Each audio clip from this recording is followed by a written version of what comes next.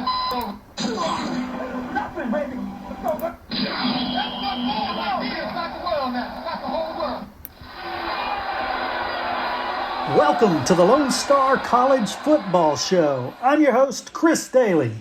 Each episode, I will bring you news and information about college football in Texas, not just the FBS school, anyone who plays college football in the great state of Texas. I will do so by talking with the people making it happen on the gridiron, the head coaches, the staff, the players, but mostly the head coaches. Thank you for joining us. Today, I have the honor of sitting down with a friend of Lone Star Gridiron, a friend of the Lone Star College Football Show, and a friend of mine. Yes, Joey McGuire, the head coach from Texas Tech. Lots of fun stuff happening there. And we have to take a second to thank our title sponsor this year, Junior Smokehouse. Yeah, Junior Smokehouse, you can find at juniorsjerky.com. They have everything you can imagine. Pork and venison sausage, beef sausage, all kinds of great dried meats, jerkies, wonderful spices, rubs, you name it. In fact, you have to go check out the website just to figure it out. There's great gift boxes. And I have to tell you, if you want to guarantee that your gift is ready by Christmas, make sure you go online and place your order before December 13th. They get very busy sending out probably the most wonderful gift you can give somebody for Christmas. Some beef jerky, some dried sausage, some good manly food. That's Junior Smokehouse on Highway 59 in Texas between Wharton and El Campo. But, again, you can find all of it online at juniorsjerky.com. You can also reach owner Lane Tabola and his staff at 979-531-0888. You can order online, you can order on the phone, you can go by like I do. Luckily, I'm so close to it. And check out some of the amazing processed meats they have. Such good stuff. That's Junior's Texas Best Smokehouse. All right, well, Coach Joey McGuire, I guess this is the first full season as your role of head coach for Texas Tech University. First off, congratulations on that. Thank you very much. Really excited to be in Lubbock. I bet. So talk to me about how that came about, how your name got on the list and how they connected with you. It's kind of crazy times right now in college football. The season's still going on. We're having a great season, at Baylor. And whenever it opened up, this was one of the dream jobs for me. And so I reached out to my rep and said, man, we got to get involved in this. And then it was funny. He was like, okay, I think we've got a good shot. And I said, well, send me Kirby Holcott's number because, I really want to talk to him. And he started laughing. He goes, no, I think we got a really good shot. And I said, well, either way, I want to make sure he knows, how bad I want to be a part of Texas Tech. And so, man, I jumped all over it whenever I could. Nice. And so we're not going to talk a whole lot about recruiting, but you kind of came in, like you said, towards the end of the season, so you really haven't had much recruiting time. Do you think that's kind of handicapped you, or have you found ways around that? No, I think it was a perfect time for us. I didn't have to coach in any of the games, and so it gave us an opportunity to really evaluate. I mean, the big thing is we were already, the guys that I was bringing in, we were recruiting a lot of people in the state of Texas from, whenever my time at Baylor. So I had a good idea, one, who they had committed, and two, who they had, on their team, and then what we needed to kind of fill. So that first class that we signed, that 2022 class, felt like we did a good job addressing some of the things that we felt like we needed to get. And, we ended up finishing strong in recruiting, and then also we're able to get some guys out of the portal that helped us go through spring football. I'm really excited. Yeah, definitely. And so let's talk about some of those guys. First thing, we spoke recently at a convention we were at. Talk about your offensive line. You've got some big boys there. You got size. Yeah, we do. It's going to be interesting who ends up winning jobs, because I feel like the left tackle is, really cemented in, of who that's going to be. And then the left guard, I think Cole Spencer, is really, dug in that spot. And then after that, there's really some battles. There's a battle at center. There's a battle at right guard. I would probably say that Weston Wright, he's a returner, and if we started tomorrow, he'd be the guy that, would go out there. So, there's some really good battles in the O-line. We didn't have 3 O-linemen go through spring football, so we were able to, kind of create some depth. And I think because creating that depth, we have created competition to see, where we're going to be. But that unit is pivotal. And I've never been a part of a team that you're not good up front. You have a hard time winning football games. Yeah, definitely. If you've got your lines taken care of, you've got a chance at a championship. I understand not everybody's picking y'all to be at the top, but I think you've got a great chance. Yeah, I always look at that as, that's preseason. I mean, Baylor was picked 8th in the conference last year and won the conference, and so that's one of those deals that the Big 12, I think, is really wide open. It's a great conference, and I think it's very, very even. You have some great coaches and some really good players in this conference, so you got to play every single week. And what about some of the other positions that have surprised you? I mean, you kind of knew what was on the roster already, but as you've got there and as you've gotten to meet them, as you got to see them, where are the surprises that you're like, oh, we're better than I thought we were? Well, we're really deep at quarterback, which is huge. And the big thing with the quarterback position, we've got a battle. We've got a 3-person race. We've got some really good football players in that position, and so I'm excited about who's going to win that job out. But I've told everybody, there's going to be times that we play 2 and 3 quarterbacks, not necessarily in a rotational deal, but in packages. And so I'm excited about that. We're deep at running back. We have 2 vets that are really, really good football players, and then we've got some young guys, but excited about Sir Roderick Thompson, and I'm really excited about Taj Brooks. And so, on the offensive side, I feel good about our skill. Defensively, we are deeper in the secondary than I thought we would be. Defensively, we're an older team, and, I think that's going to help us, mature on the offense side of the ball faster because of the depth and the experience on defense. Excellent. And as these athletes are coming to know you better, what are they discovering Joey McGuire football is about? What is your message to them? We're working really hard to be the brand, the toughest, hardest working, most competitive team in the country. And one thing about us, we keep it really simple. We don't make it. We try to define everything in black and white, and that's the brand, the player coach's oath, and the plan to win. They see that we're the exact same way every single day, and I think that's big for them to understand that you're not going to see the highs and lows of a coach. You're going to see a guy that cares about them and is there every single day. Excellent. And we all know nothing happens without your staff. Use this time to kind of pull out who your staff is and what they're good at.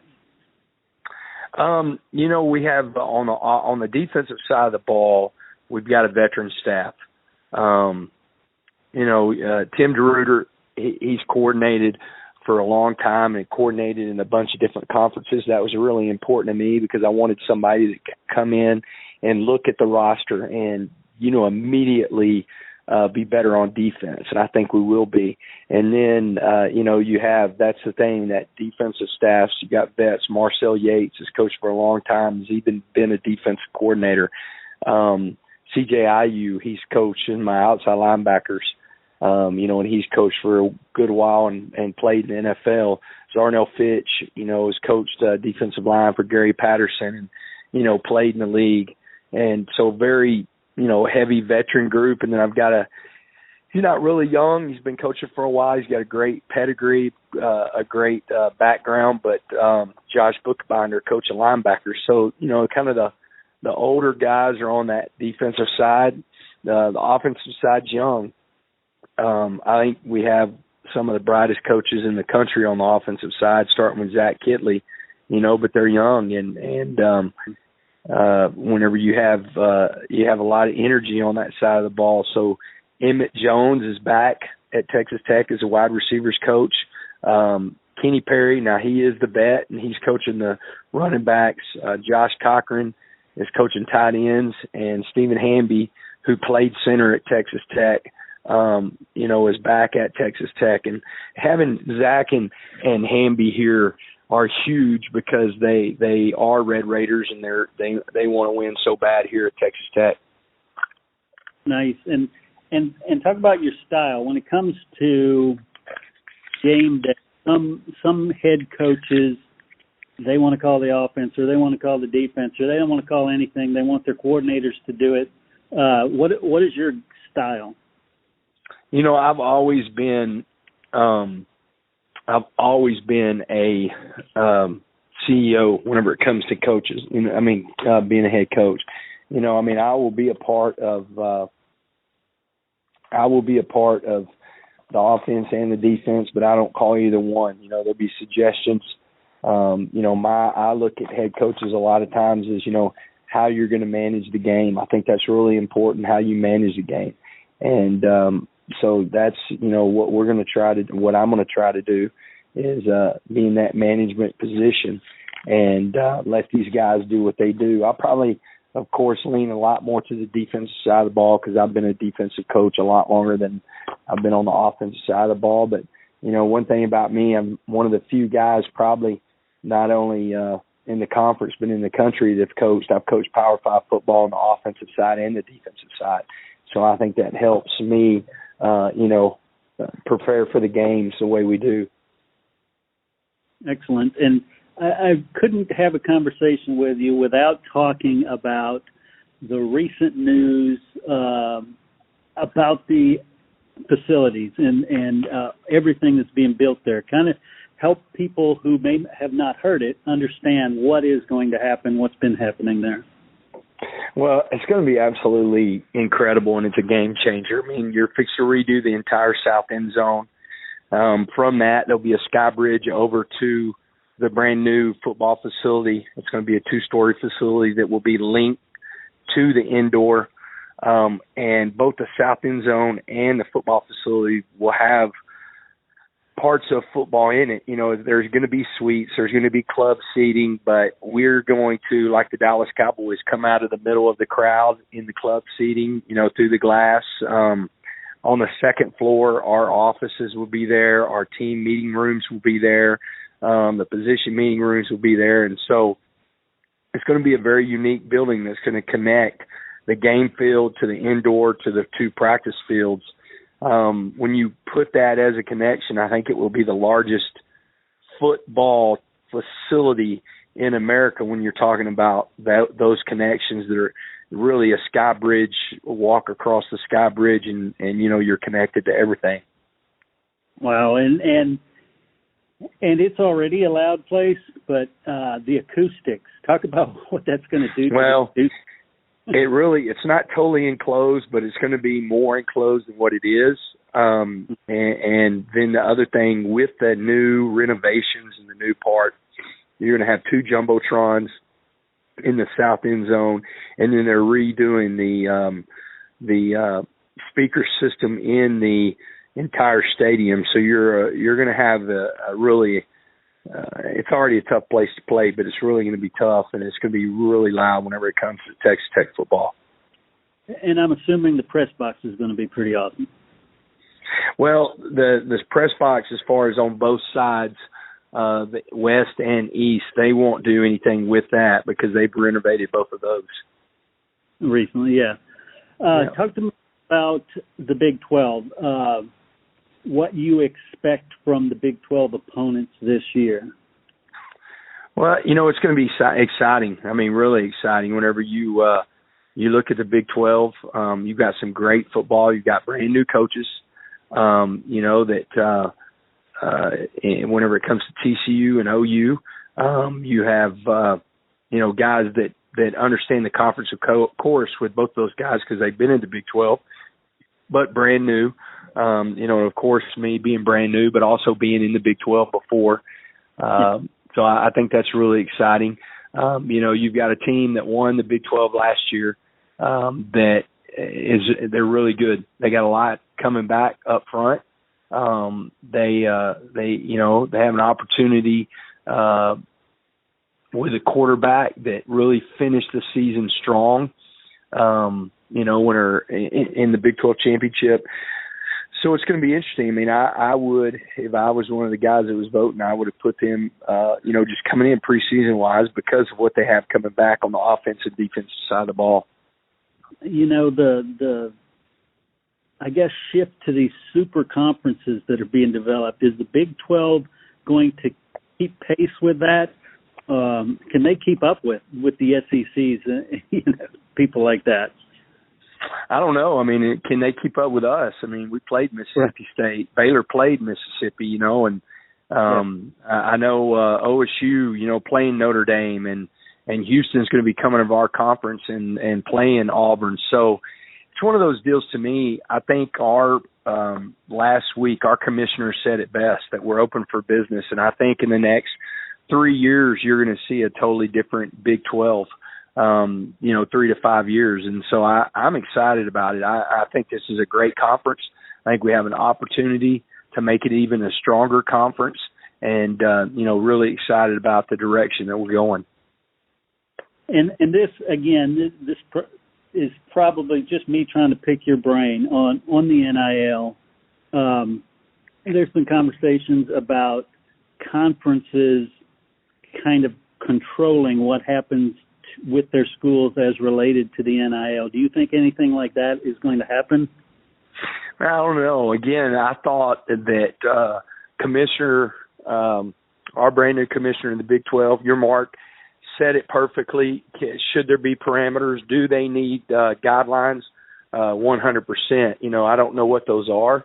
I don't know when they'll be in place either. And so it's kind of one of those deals exactly, what's going to happen and when, I guess time will tell.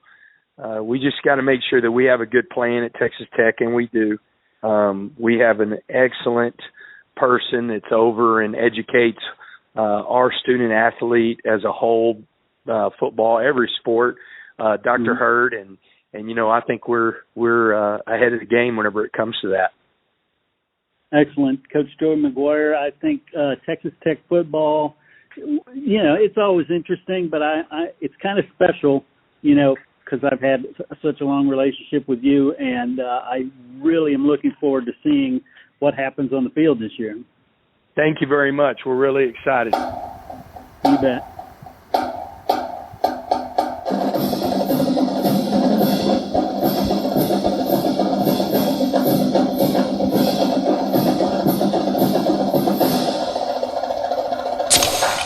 This podcast is certified fresh. FreshMediaWorks.com. And once again, I want to thank Junior's Smokehouse for being the title sponsor of the Lone Star College Football Show. I look forward to telling you more about them each and every episode. Hey, if you want coverage of your school or just want to give a shout out to your team, leave us a voicemail at 713-568-6361 and we'll play it out on the show.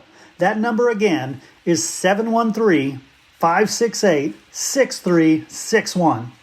Also, do us a favor and give us a rating and review on iTunes, Stitcher, Spotify, wherever you listen to podcasts. We will also read out the best reviews on the air.